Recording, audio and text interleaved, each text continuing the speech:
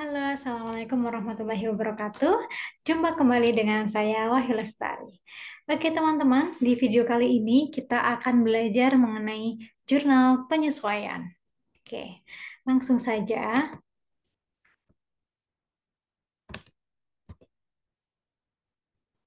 Oke, eh, kita akan belajar mengenai apa itu jurnal penyesuaian. Kemudian, apa sih tujuan pembuatan jurnal penyesuaian? Kemudian, apa sih dasar dari pencatatan jurnal penyesuaian dan apa saja jenis-jenis penyesuaian itu? Nah, keempat cakupan materi ini akan kita pelajari dalam video kali ini. Nah, yang pertama, pengertian jurnal penyesuaian. Jurnal penyesuaian adalah tahap pencatatan akuntansi pada akhir periode agar laporan keuangan menyajikan informasi yang sesungguhnya terjadi. Nah, jurnal penyesuaian ini dibuat dalam buku jurnal umum untuk menyesuaikan akun-akun yang tidak menunjukkan saldo yang seharusnya. Oke, teman-teman, neraca saldo sebagai data untuk menyusun laporan keuangan, tidak semua saldo akun-akunnya menunjukkan keadaan yang sebenarnya, sehingga perlu melakukan penyesuaian, yaitu dengan menyusun jurnal penyesuaian atau adjusting journal entries untuk menyesuaikan akun yang belum menunjukkan saldo yang sesungguhnya tersebut. Oke. Tujuan pembuatan jurnal penyesuaian yaitu ada di dua akun. Yang pertama, akun real, agar pada akhir periode akun real yang meliputi harta, kewajiban, dan modal menunjukkan keadaan yang sebenarnya. Dan agar akun-akun nominal seperti pendapatan, kemudian beban itu dapat diakui dalam suatu periode dan menunjukkan keadaan sebenarnya. Selanjutnya, dasar pencatatan jurnal penyesuaian. Yang pertama adalah berbasis akrual. Nah, di sini akuntansi menggunakan dasar waktu dalam pengakuan beban dan pendapatan, bukan menggunakan dasar cash. Sehingga basis akrual ini uh, dicatat ketika berdasarkan waktunya kapan, bukan berdasarkan ada kasnya kapan begitu. Terjadinya itu kapan, bukan bukan bukan cash basis begitu. Yang kedua, alokasi biaya. Harga perolehan aktiva yang memberi manfaat untuk lebih dari satu periode dialokasikan sebagai biaya pada periode yang mendapat manfaat dari aktiva tersebut. Kemudian yang ketiga ada konservatisme, yaitu akuntansi segera mengakui biaya atau rugi potensial yang kemungkinan besar terjadi di masa datang. Sedangkan pendapatan atau laba hanya diakui jika pendapatan atau laba itu telah benar-benar terjadi. Dan yang keempat, analisis biaya dengan manfaat, yaitu pencatatan akuntansi dilakukan jika manfaat yang diperoleh lebih besar dibandingkan biaya yang harus ditanggung untuk menghasilkan informasi akuntansi. Oke, jenis-jenis penyesuaian. Ada banyak sekali jenis-jenis penyesuaian. Yang pertama, beban yang masih harus dibayar atau utang beban. Kemudian ada pendapatan yang masih harus diterima, yaitu piutang pendapatan. Kemudian beban dibayar di muka, pendapatan diterima di muka, penyusutan, perlengkapan yang digunakan, serta taksiran kerugian piutang. Nah, contoh beban yang masih harus dibayar atau utang beban. Beban yang masih harus dibayar adalah beban atau kewajiban yang sudah menjadi beban dilihat dari segi waktu, tetapi belum dibayar dan belum dicatat. Contohnya adalah pada tanggal 31 Desember 2015 terdapat 4 orang karyawan yang belum menerima gaji, di mana masing-masingnya 3 juta.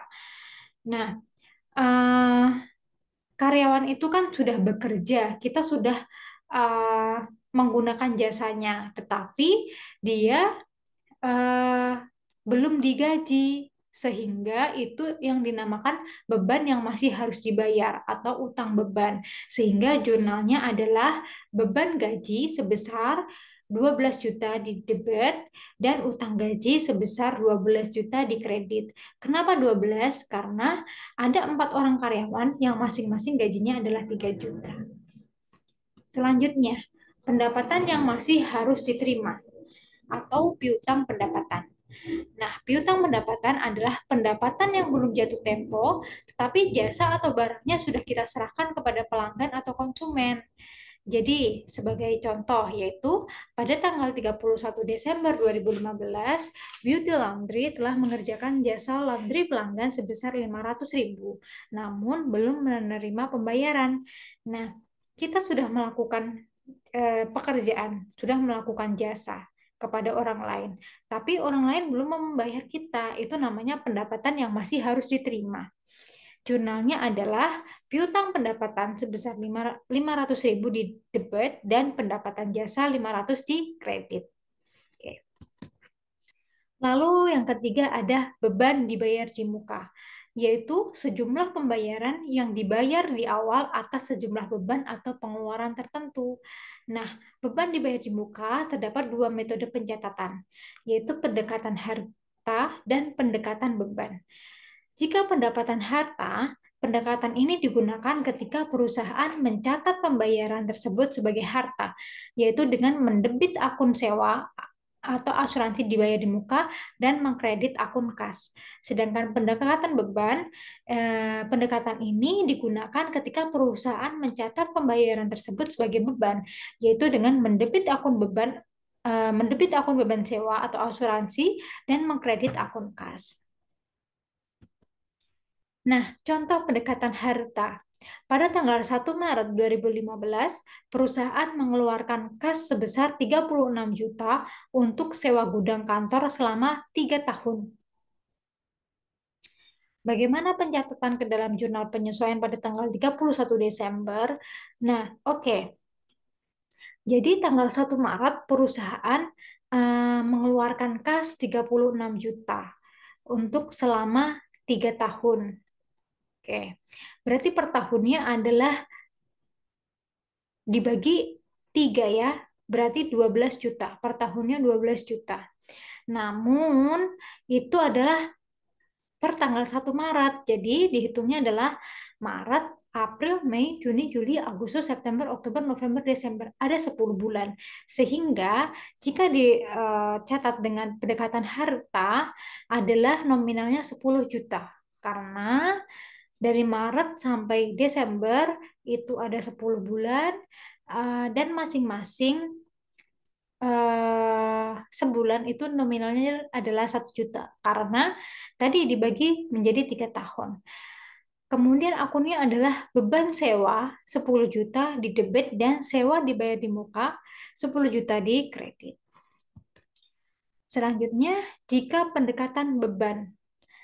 Nah, contohnya, pada tanggal 1 Maret 2015, perusahaan mengeluarkan kas sebesar 36 juta untuk sewa gudang kantor selama 3 tahun. Bagaimana pencatatan jurnal penyesuaian pada tanggal 31 Desember 2015?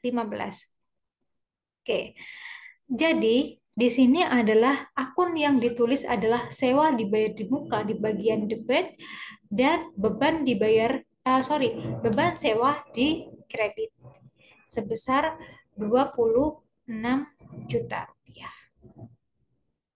Oke. Kenapa? Karena Maret sampai dengan Desember itu ada 10. 10 bulan masing-masing adalah 1 juta. Sehingga sudah berkurang 10 juta. Sisanya adalah 26 juta.